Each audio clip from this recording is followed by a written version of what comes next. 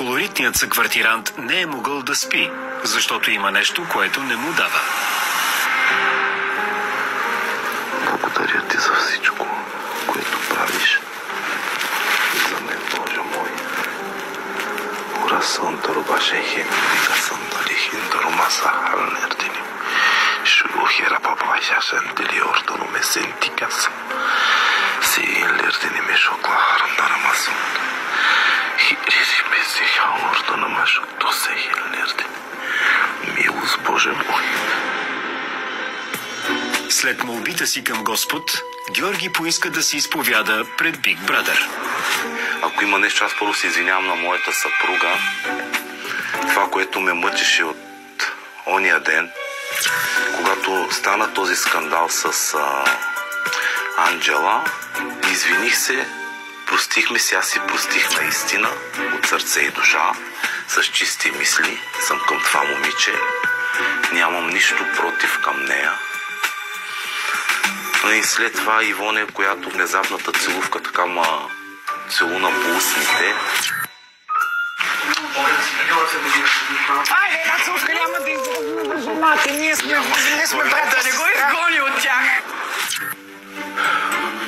Искам да съм емоционален. Моето семейство е моята подкрепа. Аз не искам по никакъв начин да подценявам съпругата ми, защото тя е част от мен. Надявам се да ме разберете, защото тя, ако е тук, е била в това шоу и аз съм навън и някой мъж така е целунал по устните. Аз се представям на нейното място, за което аз съжалявам. Но не съм виновен, не съм я целунал аз. Това просто искам да споделя. Нали вие сте Big Brother, това означава големия брат. Исках така да ми олекне. Просто.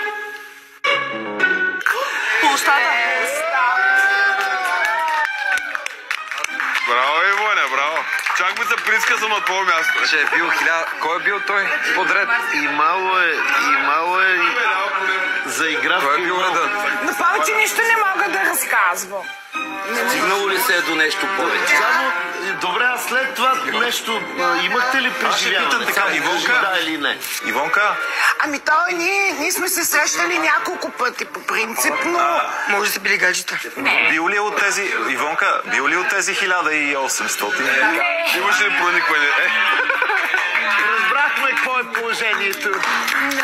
Не. Съквартиранти, сред вас има човек, който се ужасява от целувките на Ивоне.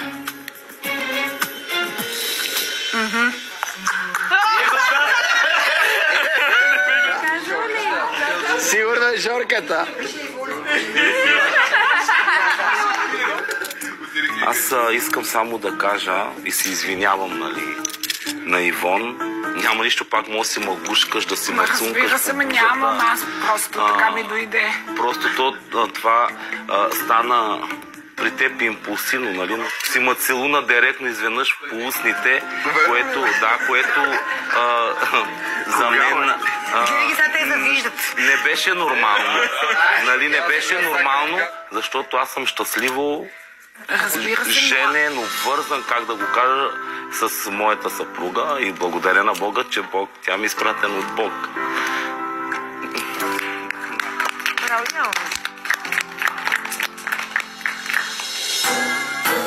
Ванеса. Не, това е. Дай. Това беше тая. Дай тук, ма. Не знам, не е с русата. Тя е толкова безръчна, че аз името не мога да я запомня. Аз не знам защо се случва това нещо. Тата. Не знам. Разбираш ли? И аз предложих да седнат пред печката, не в нея, пред нея. Вие знаете ли колко бокуци има там навсякъде и колко прах? Аз бърша по цял ден. Да, бе, това... Всеки ден бърша по 10 пъти мивка, защото вие се бръснете, имате косми и така нататък. Това го бърша кенефа с голи ръце. Да, знам. И накрая не го ми как, че не ги кенешо. Мама и ни ги сара. Не съм я видяла нито веднъж да влезе, да изчисти, да го прави, казвам ви го ето. Не съм я видяла нито веднъж това момиче. Такава мърла няма. Да се обърне накрая да има претенции за Косми, да тя е такава мърла. Не знам, забележете, че тя нищо не е направила в тая къща. Наложете си го на такова да видите. Вече нямате. Така е свикнала. Човек, сигурна съм, че в тях е бахти мизерят. Заклевам се, сигурна съм просто. Да се направи. И накрая ще имаш претенции към Космите, като една чиния. Мъжете ми е чинии, бе, хора. Мъжете ми е чинии, бе.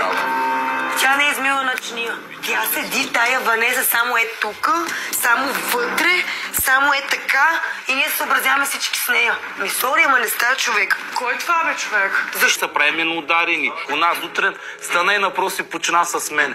Ами не знае човек как става, какво му е, тежко ли му е, болно ли му е, хепи ли му е. Не знам, човек, аз с Марио в тази къща и всички тия ножове, да ви кажа, по някой път малко се притеснявам. Хайде да видим ножовете. Вие вечерата той на главата ви пърди. Това говори, защото няма елементарно възпитание. Не знам той дали израсна с родители първо на първо. Не е израснал. Какво възпитание са му дали родителите? Доме. Ами не знам. Аз предполагам, защото моя баща никога не е правил говори за така. родители, не намесвай. Това е тъпо.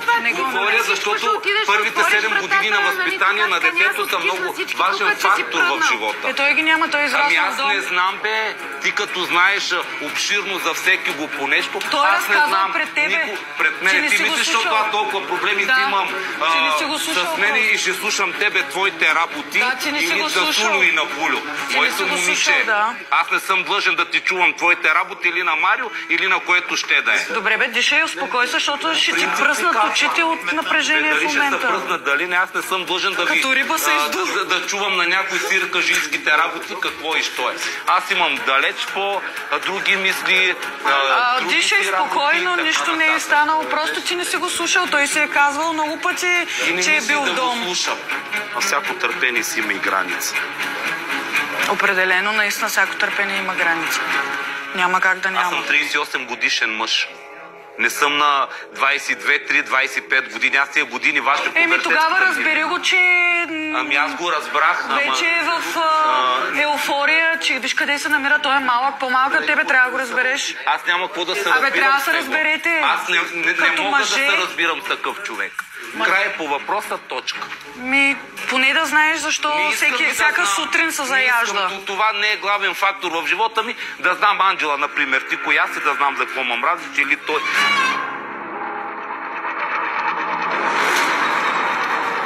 Аз не съм виновен. Сега с Марио, ти защо така прави са? Така ли трябва да го направя? Не, сега да ще кажеш, виж, не ми харесва поведението, ти кажи какъв ти е проблема с мене, аз ще кажа какъв ми е проблема с тебе. Ти не ми давай акъл. Анджи, 23-4 годишно момиче, аз от дете акъл няма да вземе 38 годишен мъж. Ти разбираш ли? Осъзнай се малко. Ето за това поведение си толкова грозно от твоя страна и не си по-различен от Марио с тия нервни изблици, само да ти кажа отстрани. Ама не викайте, аз не ти давам акъл, аз ти казвам как е редно да се направи, как аз бих направила. Лично аз бих седнала и бих изговорила. Кажи какъв ти е проблема, аз ти казвам какъв ти е проблема. А не да крещя тук, да ми излизат очите като някой рибок. Извинявай. Грозно е, ти също падаш на неговото ниво. Окей, ама ти не ми давай акъл. Първо тебе няма как да взема акъл. Моето момиченце, че има сега. Виж сега, ще ми говориш с уважение, не е нужно да ми ехидничиш. Не е нужно да ми ехидничиш като някакъв селендурин. Седиш и ехидничиш цял ден седи и търпя, мълча, обаче искаш да ти кажа нещо. Никой не е длъжен да ти търпи и твоите нервни изблици, защото и те не са малко, само да ти кажа. Спрямо мен. Така, никой не е длъжен, това, че искаш да си център на внимание, не е мой проблем. Разбираш ли? По този начин. Аз говоря нормално, той седи и крещи. Ма това не е нормално поведение за мъж. Ти говориш, че си мъж, а в същото време седиш и крещиш за най-малкото. И се смееш на Марио. И се смееш на Марио. От всяка друга взела акъл. Чуй ма сега. Да, от всяка една жена ще взема акъл. Ама не. Аз не викам, той почва да вика. Ти крещиш като някакъв селендурин от полето зет. От Карлуково. Еми да, личи си. Всяка жена тук ще взема акъл, но не и от теб. Еми да, много ясно, защото... Щом сина ми знае на 14 години през... Еми смятай си на че какво прави в тия и сайтове, как си го възпитал, бе, моето момче. Мене, къде има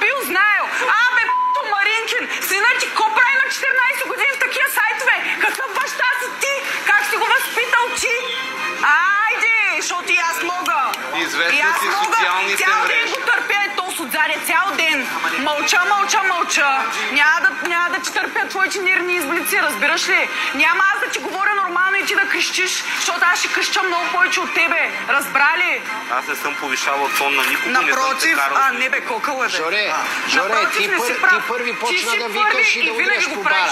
Марио номер 2 си ти на къщата. Не дей да говориш глупо, защото ти първи почна така да удряш по бара и да викаш, аз ще ти ми говориш, че сина ти къде ма гледа. Възпитавай си сина да не виси по такива сайтове. Ама защото тя свободно ми вика на мене да си разрешавам добре, не дейте да викате и двамата и готово, ама ти викна, защото не дей да ще фърляш говориш на гърба му, вместо да учиш да му го кажеш. Заради това, аз като има нещо за става ми ти казвам, смешен си. Не се прави известно с мене, моля се да те дават по телевизора. Да ти кажа, мен са ма давали, аз зор нямам като тебе тук да се правя на циркаджия, камерите винаги като някой друг говори и ти си защото искаш вниманието винаги да е върху тебе. Аз те забелязвам, повярвай ми, не само аз. Повярвай ми, не съм единствена. Така че изобщо с мене комуникация няма да ти доставя това удоволствие, нямаш тая привилегия. Смешник. Циркаджия. Ай на земята, където